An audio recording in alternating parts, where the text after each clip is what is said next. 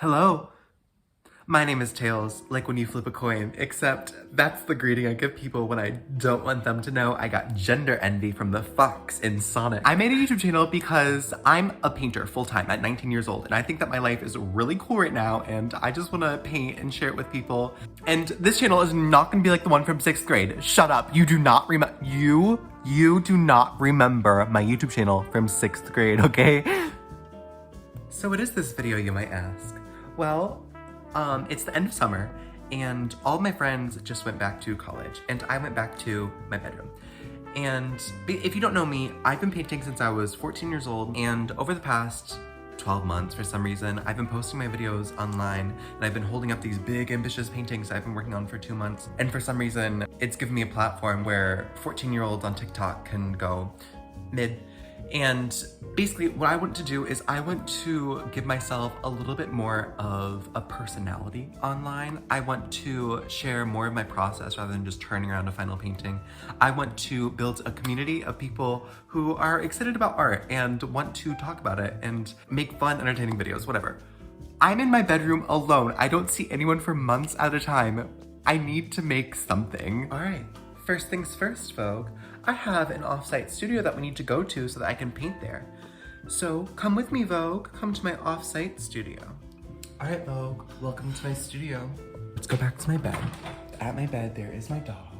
And then there is, if you look just behind this pillow, there is my sensory wall. I like to pick at this, and it now has 1.5 million views on TikTok.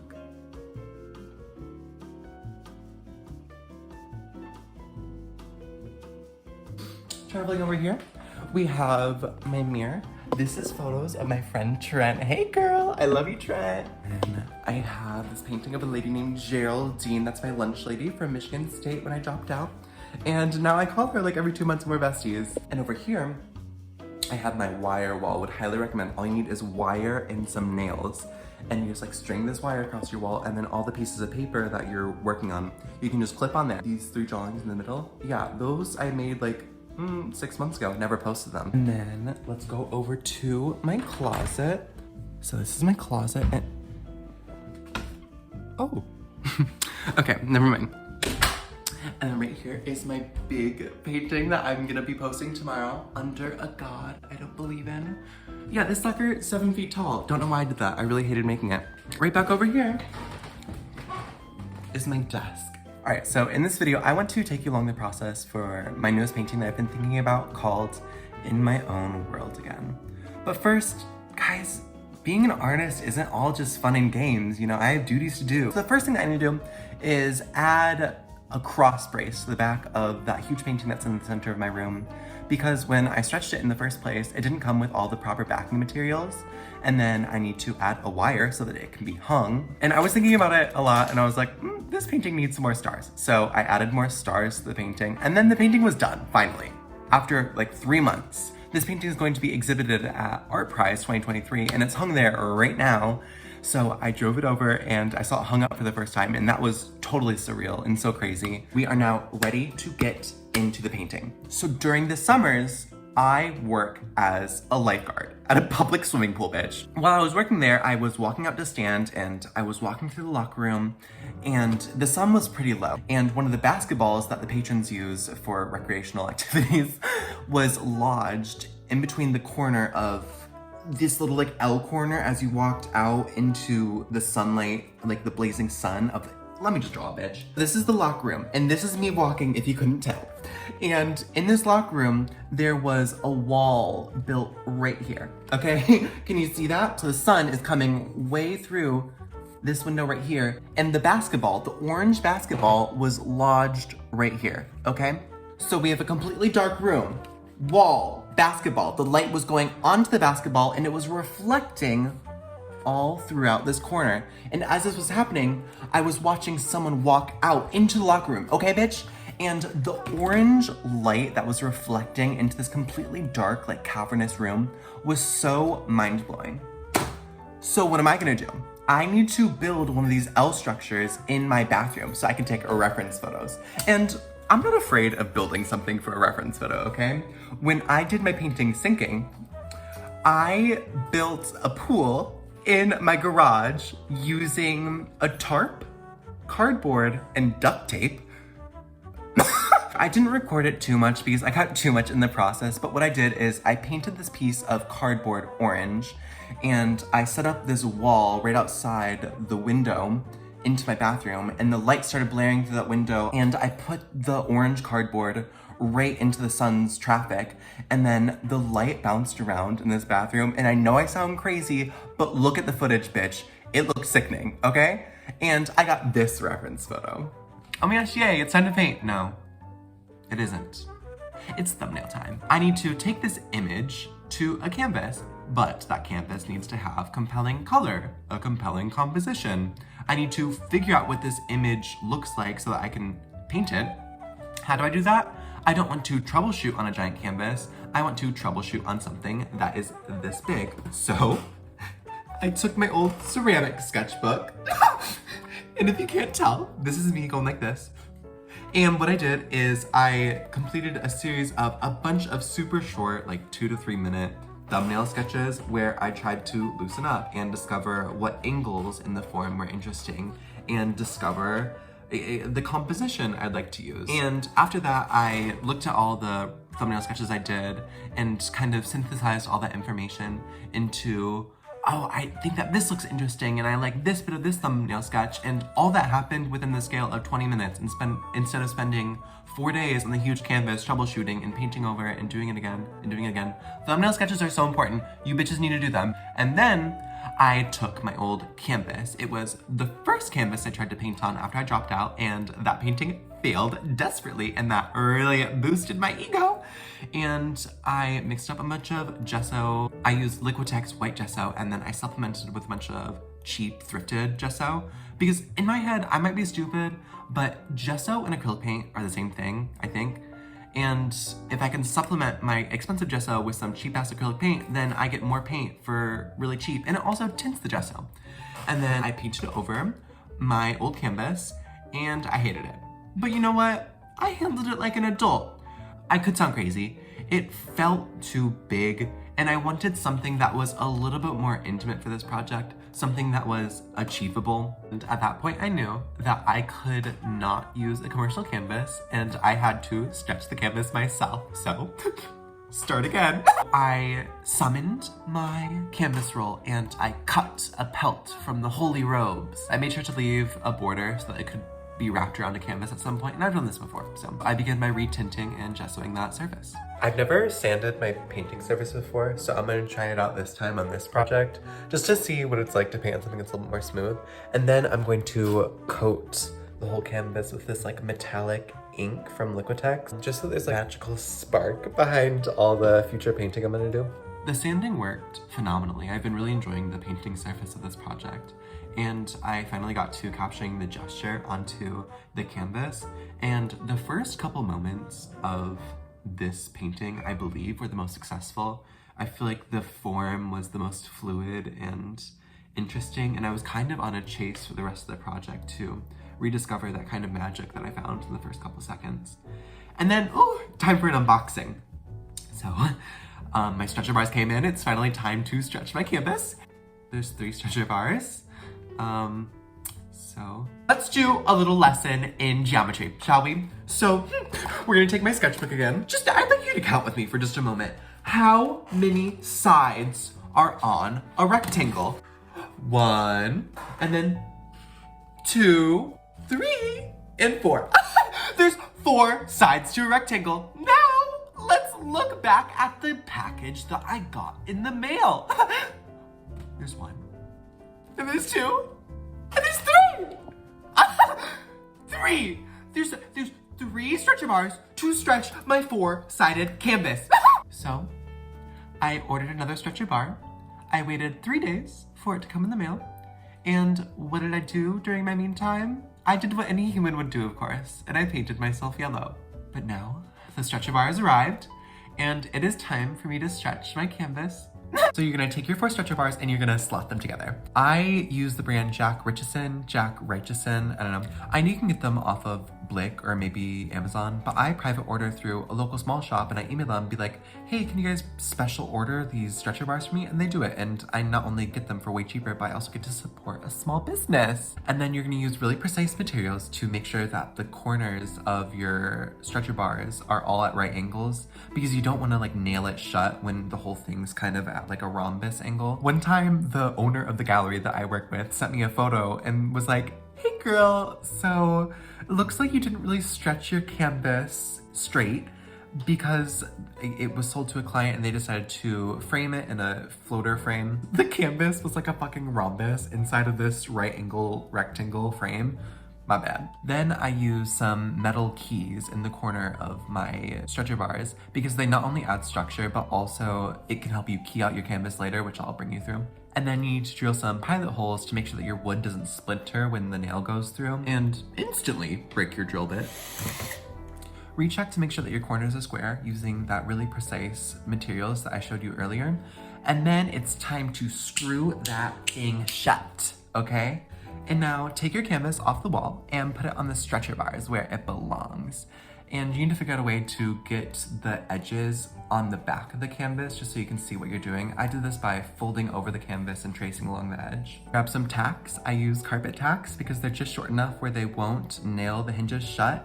And then you just tug and whack your way around the entire perimeter of the canvas. There's a pretty elaborate folding technique that you use to get gallery wrapped edges on your canvas, but I am nowhere near sophisticated enough to describe that in a way that you'd understand, so just watch it and figure it out. I don't know. Okay, I haven't looked at it, but now I just stretched it and it's on the floor. Ooh. How are we looking? And I'm not sure if I'm being crazy. I feel like it's a much better scale than the first one I did. Doesn't that look just so much more like achievable? All right, so I have now stretched my canvas and now it's a fraction smaller than the original one, but it feels a lot more manageable to me, so shut up. And what I need to do next is I'm going to trim all the excess canvas from the back just so it looks more clean. Then I need to tighten the whole thing because my hands can only get it so tight. So right now it's like 30% there. The first thing that you need to do, and you always do this first so that you don't like over expand your hinges, is that you need to apply water over the entire back of the surface of your canvas. And that's gonna get it like 90% there. And then after that, you just take a wrench and crank open that corner brace I added earlier. And that's gonna expand the whole thing just like a tiny bit of an inch. And that's what's gonna get it there and be super like drum-like. Hey guys, it's been a couple days. I'm a full-time artist, what can I say? I just, you know, wake up, go with the flow, you know, man? It's just like what I do. So yesterday I posted one of my drawings to Instagram and I wasn't expecting to sell it at all. It was one of my final drawings from when I went to college before I dropped out. Someone DM'd me and was like, hey girl, this is really pretty, can I buy it? And I was like, yeah, give me 400 bucks. And then they bought it and I shipped it out yesterday and that was a whole kit and caboodle. Okay, so over the past 3 days, what I've been doing, I've been playing a bunch of Sudoku puzzles. Can you believe that? So okay. This is really important lore for my channel now. You guys gotta understand this. There is a YouTube channel called Cracking the Cryptic, fronted by a man named Simon. Simon is very important, okay? What he does is he sits before his computer every single day and he goes, hello, it's Simon and welcome to Sunday's edition of Cracking the Cryptic. Today we are solving a puzzle from, and then there's like some renowned, like world-class Sudoku puzzle constructor. And he sits before the Sudoku puzzle and solves it on camera for like 2 hours every single day. Every single time like a 3 slots into some sort of spot, he goes, oh, this puzzle design is just marvelous. So this has got to go all the way there. Oh, this is just quality. This is a beautiful puzzle. Good grief. Oh, look. That can't be 8 now. It's just... It is absolutely magnificent. What I do is I go to the link of the video and I solve my Sudoku puzzles, and then after it, I go and watch the original video and I watch Simon solve it at like twice the speed that I could do it. He's so smart. The logic of it all is just really satisfying to my brain. That's what I do in my free time. I solve Sudoku puzzles and I paint. I've been having a little bit of difficulty falling back into kind of some sort of groove in this piece because I've been working on that huge painting at the beginning of this video for the whole summer, since just after Pride Month to August. And it was something consistent that I could work on every single day. and my brain is having so much difficulty doing this complete 180 to start working on this project now. Hopefully I can find something that's like really inspiring, where it inspires me to chip away at that, and then I'm gonna find something new to work on in the painting, and then the whole process kind of compounds on itself until you fall into this really awesome groove. But I need to turn the camera off to do that, and that's gonna be today's project. But also, my painting is stretched, so what I had happen is I had 3 stretcher bars come in the mail, not 4. And then I ordered a new stretcher bar, it came in, I started stretching the canvas. And then a day later, I got this package in the mail.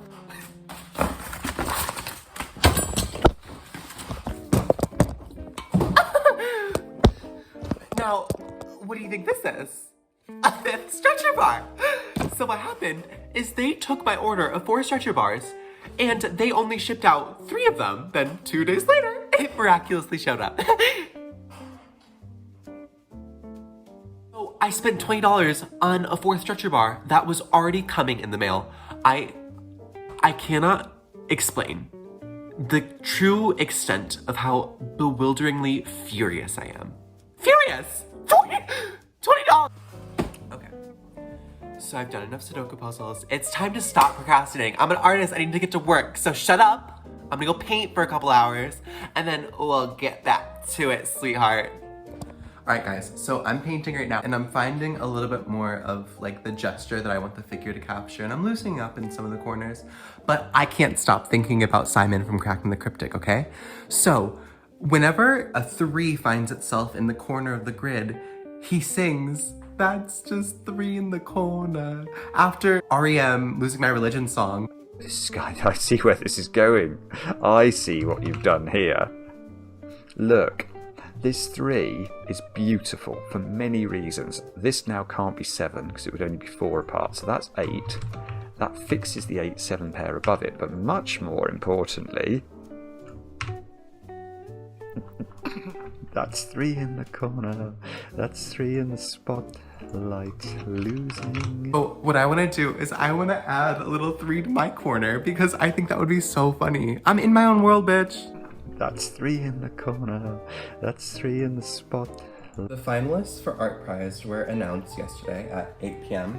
and I didn't make it. And everyone's rushing to the comments and screaming robbed like I'm fucking Jan. And I gotta say, like, I'm just really not surprised. 19 years old, coming from my lifeguarding job and going back to my childhood bedroom and painting every day. And I was competing against world-class artists doing what they've been practicing for 40 years.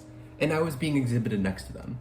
And that was like some sort of valid experience. And my painting now on social media has been my most successful thing ever that I've created. It has over 10 million views across my social media. 10 million.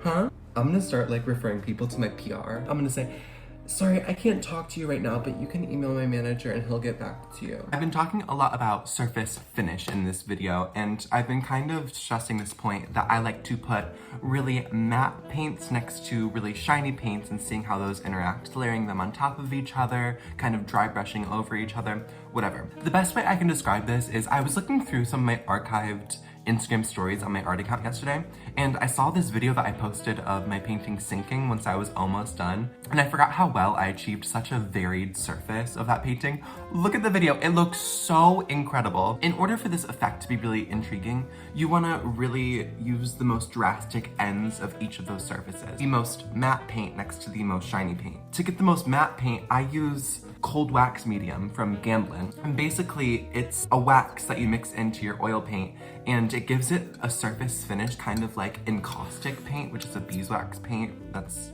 archaic and so incredible. Look at some encaustic paintings, it's wild. But to get the most shiny surface possible, it's best to go with leafing. I use imitation gold leaf, and what you do is you begin by adding a gilding milk. I use this one right here, and you paint it on, it dries kind of like eyelash glue, and then you take your really sweaty fingers and tap that leafing right into the surface. Okay, also, perm reveal! I didn't want to make this like a big plot point in the video because I hate it when you're scrolling on TikTok and someone that you've never seen before pops up on your feed and they're like, ignore this pimple. I don't care. Actually, you look fine. Ignore these things. Shut up. I don't know what you look like without them. You're actually gonna piss me off. But my hair girl looked at me and she's like, do you have a photo? And I said, do I have a photo? All right, guys, very busy day today. I completed 3 Sudoku puzzles, and if you're wondering, yes, there wasn't 3 in the corner. Then I painted today, and today I was using a lot of these RNF pigment sticks. If an oil pastel was made out of oil paint, so you draw it on and it dries down and it's so sickening and it's compatible with oil media. I went a little bit crazy, and that kind of sucks because these RNF pigment sticks take about 2 weeks to dry. I think that they were beneficial because they helped me loosen up this whole project a little bit and helped it move a lot quicker, which I kind of need right now. I also remembered today that I have a trip to Michigan Tech University on October 20th, and today is October 5th. And I want to be done with this painting by the time it's time to go to Michigan Tech University. So basically I have 15 days, and I know that sounds like a lot, but like this project has been slow. Since we're about halfway done with the painting, I decided that we should do a little bit of a checkup to see how we're feeling right now and how we want to move forward. So initially, I decided that I wanted this entire project to be made out of mixed media. However, I decided very recently that I would rather just paint it in oil paint because I've decided that I like oil paint more, which is a big epiphany for me. I think that the portrait is doing well. We're finding something in there. However, I want to find a little bit more. So I'm probably going to spend about 2 or 3 more sessions using really tiny brushes on just the portrait, being very meticulous with the surface finish of my paint, putting a lot of matte mediums right next to metallic mediums and seeing how those interact. If you can remember, when I started this project, I was really blown away by that basketball. I feel like I'm losing a lot of that intention by some really ill thought out value throughout the rest of this piece. So I'm gonna need to spend a couple more days finding that magic of this universe that I'm trying to create. It's been a week, my bad guys, but let me show you my sanctuary over the past couple days. Let's begin by acknowledging how gorgeous and professionally I have secured my light to my industrial grade desk. Here we have all the essentials, you know, steak knife, brushes, we have some toilet paper, and right over here is my palette. And if you're wondering what this is, I don't really fucking know. Oh my god. It's a cup where I keep all of the mediums for my painting. A medium is something that you mix into paint to make it more viscous, kind of like this puss. It also affects the surface finish of your paint. So what a lot of really good oil painters do is they mix up their medium, and like every single artist has like their special medium. So what I did is I poured in a little bit of every single medium I had. I was like a witch brewing my tinctures and my potions. So I have all of these things. I threw in some of my terps, and isn't that fucking gorgeous? And by the way, yes, it does smell fucking awful. Hey, so I was just mixing up a new tincture for my painting session, and I decided to finally read this medium here. This is the one that made the last batch smell awful. And here it says, only dilute with turpentine or grumtine. Petroleum-based solvents and odorless paint thinners are not compatible with this product. And right over here is the painting. So I think very plainly about color and color theory as I work, and I wanted there to be very clearly like a warm, bright side of the portrait, and then this dark shape right here would kind of be kicked back to like a teal gray type color. But as you can see now, I'm kind of mingling in some warmer shapes in the darker shape, and some kind of more blue colors through here. You can't really see it too well. But so basically, the less I started thinking so black and white about my painting, I feel like the better it became. Especially, this was a really good insight from a couple days ago. But I popped in a little bit of like a warmer reflective color into the buckle fat of it all. And I feel like it added the warmth to that side of the portrait that it needed. And also, it gave my face a little bit more structure. And let's travel up here to a very professional kind of note I had set up for myself.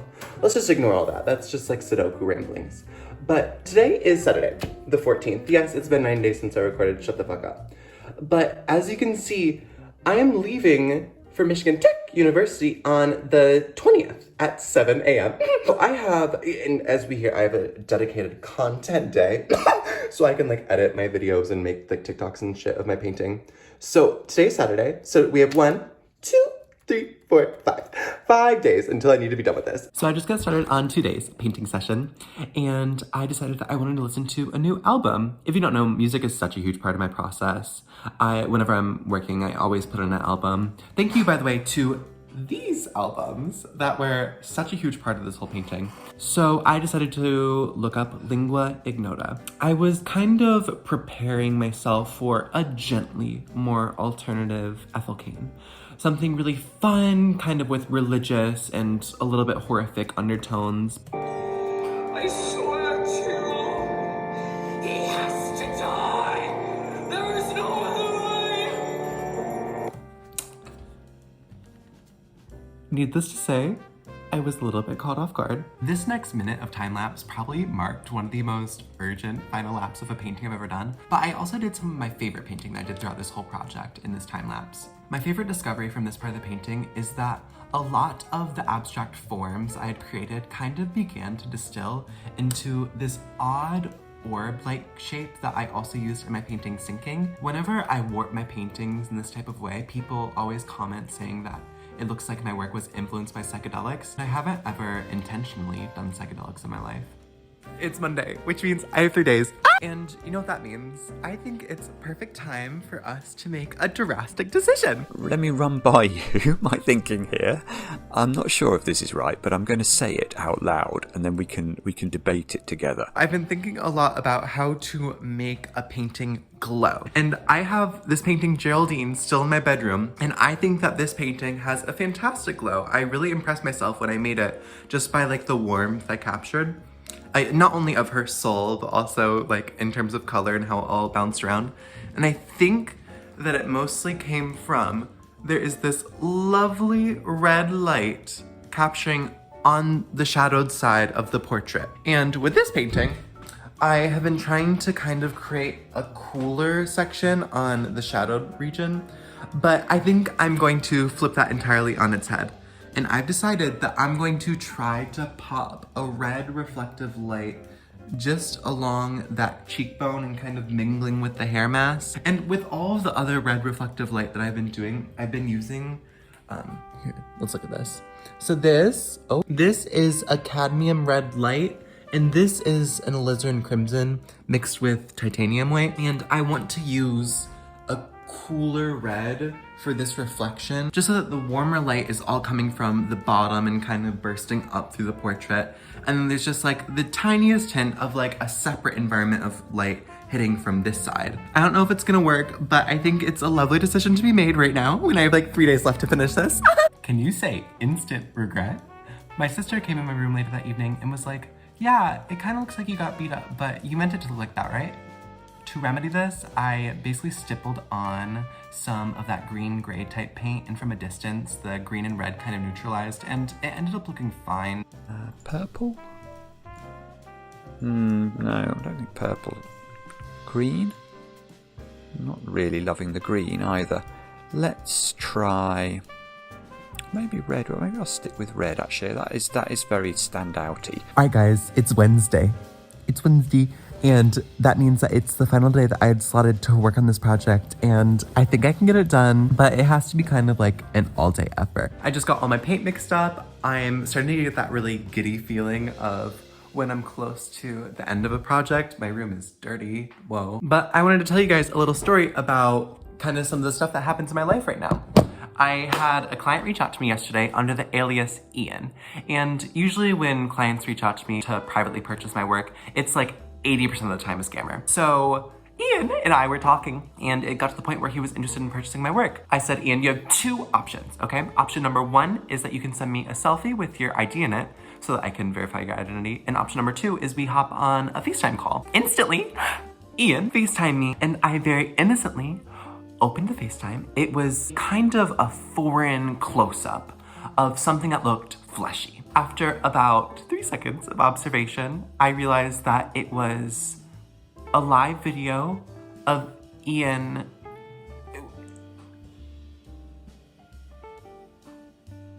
Oh, well that is sick. Guys, this is the final time lapse of this whole video. It's about 2 hours of painting condensed into about 8 seconds. And that's what's happening for most of the time lapses throughout this video. And then you sign your painting, and then you're done. And then this really awful, like crippling feeling kind of starts flooding over your whole body, and you don't really know what to do. So you just kind of like waddle around and like nondescript point at your painting that you just worked a couple months on. Before we get into the final thoughts of this painting, I thought that first of all, I should probably address that the majority of people who are watching this, I'm assuming, found me or this project from this video that I posted where I said, I'm a 19-year-old artist and I'm selling this painting for $5,000. Now, do I think that I should sell this painting for $5,000? No. I'd like to be very clear in saying that I like it when my artwork gets attention online. You spend hours and hours and hours working on something, and for it to reach an audience that resonates with what you've been making, that is the most gratifying thing as an artist. And every single time I've talked about money online, my videos have gotten hundreds of thousands or millions of views. And I get it. Discussing the value of art is a very interesting conversation to have online, especially through the medium of young people on social media. The dialogue created from advertising luxury goods on a social media platform targeted towards children is fascinating, albeit I understand that most of the attention that I'm going to be getting is probably going to be negative. At the end of the day, if it gets my painting more attention, I think it's worth it. I'm going to try to keep my mouth mostly shut outside of this video, but really my ego won't let people get to the end of this huge video that I'm making about this painting and really believe that I'm trying to sell my work at this really luxury rate when I might have not particularly earned that for myself quite yet. If I'm going to be really honest, I would be really happy if I walked away with $3,000 for this painting. If someone reaches out and is like, I want your painting for $5,000, I'll be like, absolutely, please. But you know what? I need your opinion. I want you to tell me exactly what you think, because once again, it kind of just brings more attention to my work. So sound off below. Before we get into the final debrief, I made a little artist statement poetry video that I think that you should watch to give you a little bit more context before we unpack. I want you to know that this video is cringy, and I can recognize that. I like my quiet life, and I'm coming to understand that all along, being alone is what I do best. I have said, have a good school year, beyond enough, as I leave my final summer job and greet 9 months of creating in solitude. It's weird to see my friends connect over an experience that I'm no longer a part of. I feel like a little gay boy again, realizing the truth of being different. At the same time, I am certain that I am on the right path. It is just me and what I create becoming one. The serenity surging around me collapses into odd geometric fragments. At the impetus between total stillness and celestial energy, I'm back in my own world again. Yet, there is still a very real part of me who feels the tragedy of being different. Final thoughts? I think that this painting is fine. This painting might be a lot better than I think it is, because my eyes are not only so tired of it, but also I've been sitting with the issues with it for so long that I don't know what is good and what is bad. Here's the major takeaway that I took away from this project, is that artists are only as good as you are capable of seeing. There's a point for the first couple months or years or whatever of your artistic practice where you're learning technical ability, learning how to render, learning how to replicate what you want to see. And then there comes a point right after that, which is what brings a good artist to a great artist. And that's the point where you not only learn how to create an image, but you learn how to create a compelling image, where you're stepping away from reference material and working from your imagination and creating your own world. And for this painting, I'd say that 95% of it, I was not looking at a reference photo at all. That transition point in my artistic career probably happened about a year ago. And that's really scary, because once you get to that second stage of being an artist, you don't really know how to make your paintings any better. When I think about my painting Tristan that I made a year ago in my dorm room, hi Tristan, I miss you. I looked at that painting at the end of the process and I didn't know how to make it any better. And now it's a year later and I look at Tristan and I have another 1,000 or so hours of painting under my belt and thousands of hours of observing the world and the art in it that I now know so much more about how to make that painting better. So the artistic progress is probably gonna slow down from here forward. It's those little changes that take me from a good painter to a fantastic painter. Specifics about the painting. My favorite part in this whole painting is probably right in here. And then also I kind of created a little like sinking texture and that little offsprig of the halo. I think that compositionally I've grown a lot in this painting. In my ability to articulate, perhaps not as much. I think that a big way that I could grow is to be a lot more loose. Do I know what that looks like? Absolutely not. So that the abstraction that I'm creating doesn't look so manufactured. It looks like the world is kind of just bursting out of me. I don't think that this is the best painting I've ever made. I think that it's still Under God I Don't Believe In, and I also really love sinking. I feel like this painting is also a return to form of the content that I like to make. Sinking and Under God I Don't Believe In are very environment based. This painting is a lot more geometrically based, which is kind of what I was focusing on in my artwork in like 2020 when I was the most fruitfully happy creating. I'm sure I could look at this painting a year from now and see so many things that I could improve upon, but right now I'm happy to leave it where it's at. So listen, I probably have about another year or two to build my talent, to build my brand, my empire, before I have to move out or live off of what my art provides me. So if you think that what I'm doing is important, or you think that I should continue, here's some things to consider. First, I made prints of Under a God I Don't Believe In. They are available right now at the first link in my description. Thank you to the people who've already bought it. It literally means so much. I'm selling the smaller one for 40 bucks and the larger one for 65. Once again, let me know exactly how you feel about that price. I print through a local small shop. I bring them home, I package and ship them all by myself. The only two people who you directly support by buying these prints is me and a local art shop that supports me and struggled through COVID. Also, if you buy these prints, you're giving me the pat on the back to continue. I know that the title of this video calls me a full-time artist, but really, I'm still figuring that out. This video probably took me about 50 hours to edit and record. So if you want me to make another video for my next painting, like the video, leave a comment, tell a friend, whatever. Thank you guys so much for watching and have a gorgeous day.